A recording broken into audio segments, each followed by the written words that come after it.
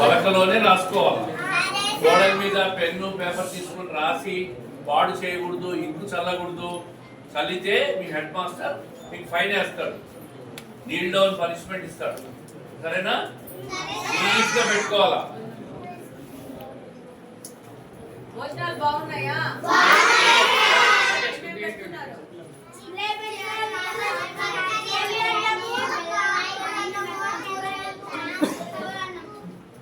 ఇస్తున్నారా? ఎన్ని రోజులు ఇస్తారు? ఇస్తారా? అందరూ తిన్నాళ్ళు ఎవరు?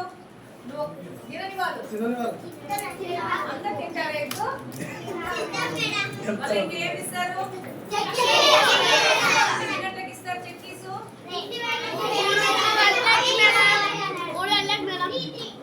3 o'clock చిక్కీస్ ఇస్తారా? చిక్కీస్ అందరు అన్నం తింటారా? మట్టంగా ఎన్ని గంటలకు ఇస్తారు రాగి జావా?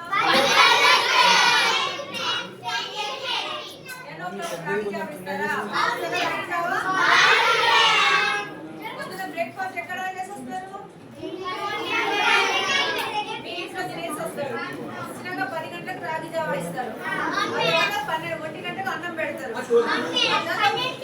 అన్నిటికీ పెట్టేస్తారు అన్నం. మళ్ళీ 3 గంటలకి చిక్కీ ఇస్తారు. మళ్ళీ ఎన్ని గంటలకు స్కూల్ వెళ్తారు? చిక్కీ తీసుకొని ఇంటికి వెళ్ళిపోతారు. Very good. మరి బాగా చదువుకోవాలి అందరూ.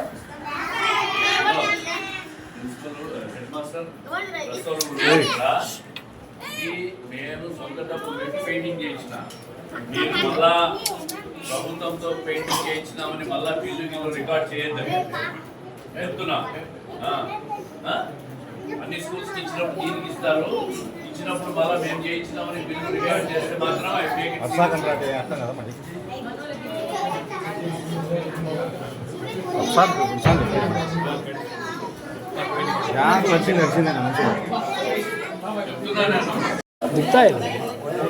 కడప నగరంలో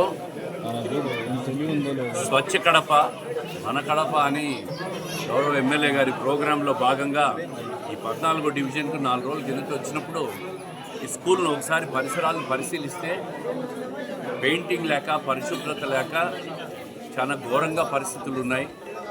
దాన్ని చూసి పిల్లలు చదువుకునే దానికి మంచి వాతావరణం కల్పించాలనే ముఖ్యమంత్రి గారు నారా లోకేష్ గారు ప్రత్యేక శ్రద్ధ తీసుకొని రాష్ట్ర వ్యాప్తంగా కూడా స్కూళ్ళన్నీ కూడా బాగుండాలా, పిల్లలు చదువుకునే దానికి ఒక వాతావరణం కల్పించాలా అని చెప్పి వాళ్ళు ఇచ్చిన స్ఫూర్తితో ఈరోజు ఆ స్కూల్ చూసిన తర్వాత బాధ కలిగి నా సొంత ఖర్చులతో ఈరోజు స్కూల్ని అంతా కూడా పెయింటింగ్ చేయించి పిల్లలకు ఒక మంచి వాతావరణాన్ని కల్పించి, అది కూడా 3 రోజుల లోపల సోమవారం ఉదయానికల్లా పెయింటింగ్ పూర్తి కావాలని చెప్పి ఆ పెయింటర్ను కూడా రిక్వెస్ట్ చేసి సోమవారం ఉదయానికి పూర్తి చేసినాం. ఈరోజు పిల్లలకి అందరికీ కూడా మన ఎమ్మెల్యే గారు కూడా అందరికీ స్వీట్లు పంచి వాళ్ళకి అన్ని రకాలుగా బాగా చదువుకోవాలని చెప్పి వాళ్ళకి ఆశీర్వాదం కూడా ఇవ్వడం జరిగింది.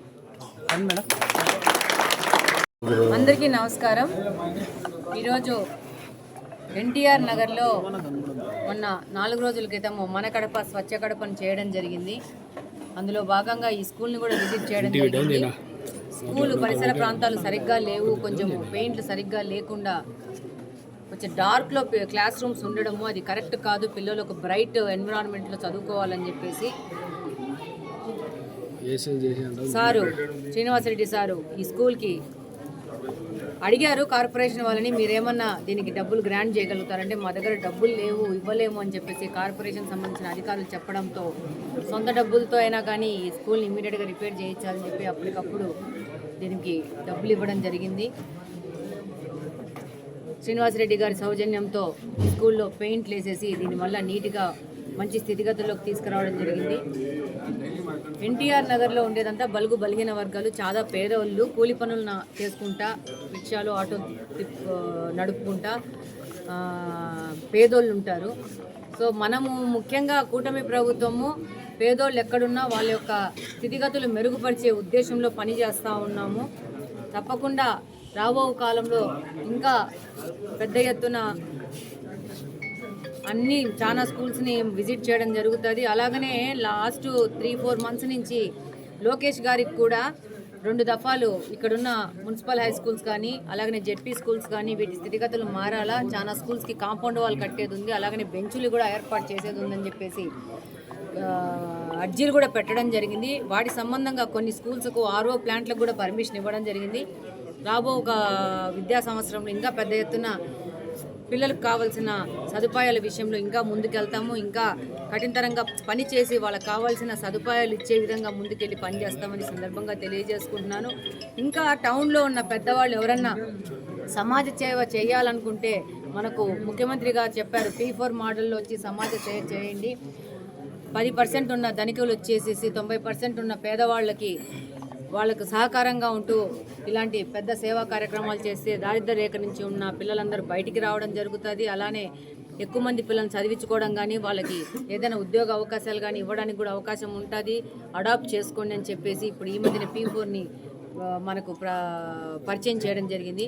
కడప టౌన్లో ఉన్న డబ్బులు ఉన్నోళ్ళు ఎవరైనా కానీ ఇలాంటి స్కూల్స్ని ఎక్కువ డబ్బు ఏమో అవసరం ఉండదు, కొద్దిగా వాళ్ళు సమాజ సేవకు వినియోగించి ఇలా కొంచెము వెనకబడి ఉండి సరిగ్గా ప్రభుత్వం దగ్గర నిధులు సరిగ్గా లేక సదుపాయాలు సరిగ్గా లేని స్కూళ్ళను మీరు అడాప్ట్ చేసుకుని ఎంతో కొంత సాయం చేస్తే వీటిని కూడా మంచి స్థితిగతుల్లోకి తీసుకొచ్చి పిల్లలకు సాయం చేసినట్టు ఉంటుంది, పేదవాళ్ళకు సాయం చేసినట్టు ఉంటుందని సందర్భంగా కోరుకుంటున్నాను. ఎవరున్నా దీనికి సానుకూలంగా స్పందిస్తే వచ్చి కార్పొరేషన్ వాళ్ళని కనుక్కొని వాళ్ళ సహకారంతో ముందుకెళ్ళి ఈ యొక్క స్కూల్స్ కానీ ఏదన్నా సమస్యలు ఉంటే వాళ్ళు కూడా ముందుకు వచ్చి చేయాలని కోరుకుంటాము.